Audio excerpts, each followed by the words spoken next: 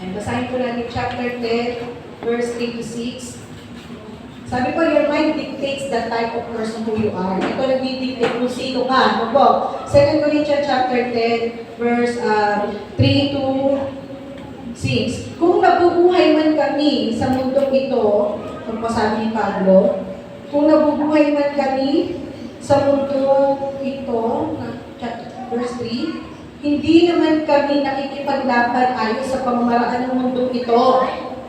Yung pakikipaglaban dito, na tinutukoy, hindi po ito yung reality o practical yung reality na makikipaglaban na may gamit ng baril o may gamit ng kung ano man na bagay. Sabi sa verse 4, ang sandata namin sa pakikipaglaban ay hindi makamundo, sabi po ni Pablo, kundi ang kapangyarihan ng Diyos na nakakapagbagsak ng mga kuta.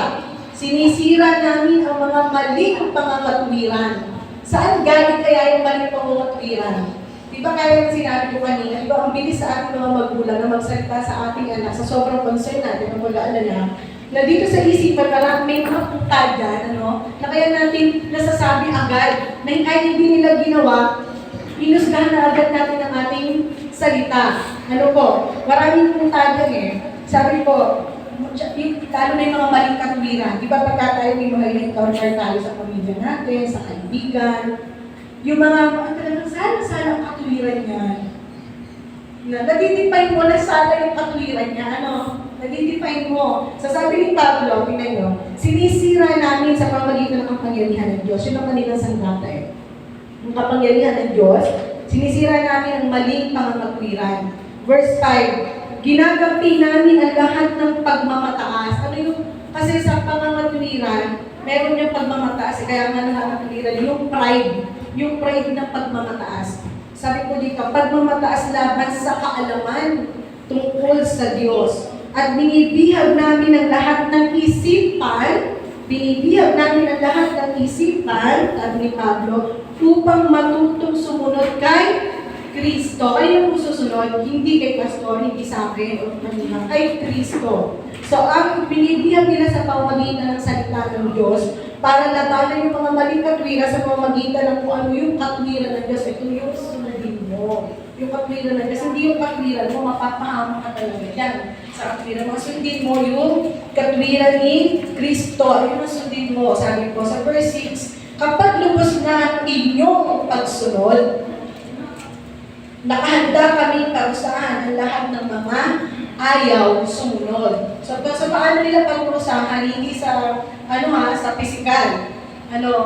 Kundi sa salita ng Diyos, sa pamagitan ng kapangyarihan ng salita ng Diyos. Yung nila binubuwag yung mga maling katwiran. Kaya minsan, masakit di ba? Saan po ba natin matatag ang verse yun ang salita ng Diyos?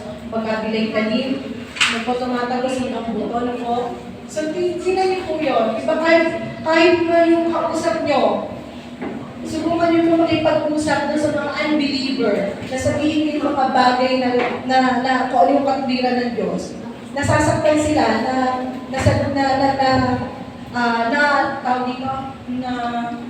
nag-take advantage mo yung kaninang katwiran. Pagka ang sinasabi mo yung katwiran ng salita ng Diyos, di ba? Hindi nila matanggap. So sabi nga po dito, napakahalaga po na mga nagaganap dito sa kaisipan, dito sa ating utak.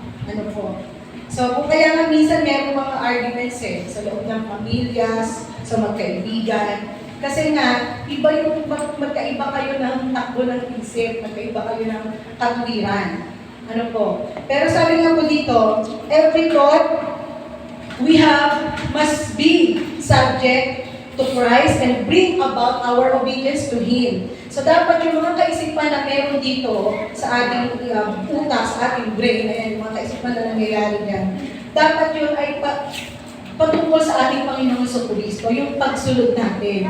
Kasi kung ating po talagang di ba inaaral naman natin yung Sunday, kung paano tayo dapat mamuhay, pero kung talagang tatalakayin lahat po ng mga bagay-bagay tungkol sa Biblia, kayang sagutin mo ng ng Bible tungkol sa pera, tungkol sa pagninegosyo, tungkol sa pag-ugali, lahat ng bagay na yan nakikita. Dahil nga, napagtagumpayan na rin ng Panginoong Jesucristo, naranasan na niyang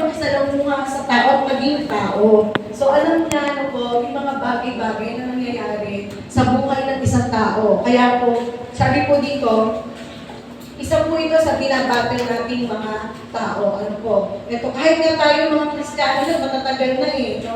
Marami pa rin binabattle tayo dito sa ating isipan. Sabi po, basahin po natin ang Romans chapter 12, verse 1 to 2.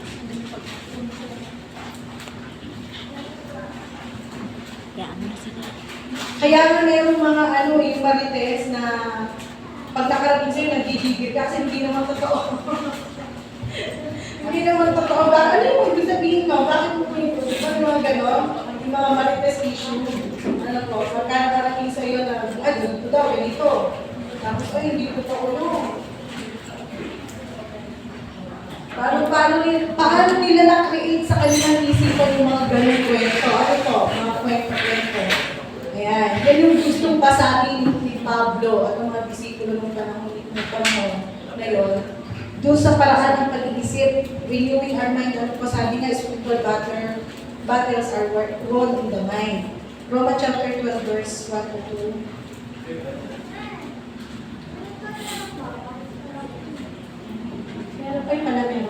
Sabi po, kaya nga mga kapatid, alas-alas sa masagrang habag ng Diyos. Yan, madalas na po natin ito nalilinig na tinuturo ng ating mga pastor. Ako po'y nakikiusap sa inyo na ialin ninyong yung buhay, ang inyong sarili bilang isang handog na buhay, banal at kalugod sa Diyos. Ito ang karapat-dapat ng pagsamba ninyo sa Diyos. Buhay na handog, may ginagawa. Banal at kalugod. Ibig sabihin po, pagbuhay, meron kang ginagawa na mabubuti, meron kang ginagawang mabuti. Kaya ito po yung sinasabi na we are transformed into what God wants us to be. So yan po yung nais ng Panginoon o kalooban ng Diyos o will ng Diyos. No po, kumisan yung mga bagay na hiningi sa Diyos na kung po ito po yung will mo. Hindi po yung will ko, yung kalooban ko yung mangyari na rin, hindi yung kalooban mo. Pero ito po isa sa mga kalooban po ng Diyos, na ihandog natin yung ating buhay, sa ating Panginoon. So, paano po ba natin ihandog yung ating buhay? Yung kalugod-dugod, ano ba ibig sabihin? Pag ihandog mo yung buhay mo ng kalugod-dugod, ibig sabihin na namumuhay ka doon sa proseso ng kabanalan. Para malugod ang Diyos. At pag nalugod ang Diyos, siyempre napaparangalan ng Diyos sa buhay mo, doon sa proseso ng pagpapabanal o pagiging banal. Hindi po sa proseso na gusto mo nang kantayan yung Diyos. Sabi po, we are transformed into what God wants. Kung ano yung nais ng Diyos, yung gusto niya sa atin to be by renewing our minds. So sabi ko sa 1 Peter,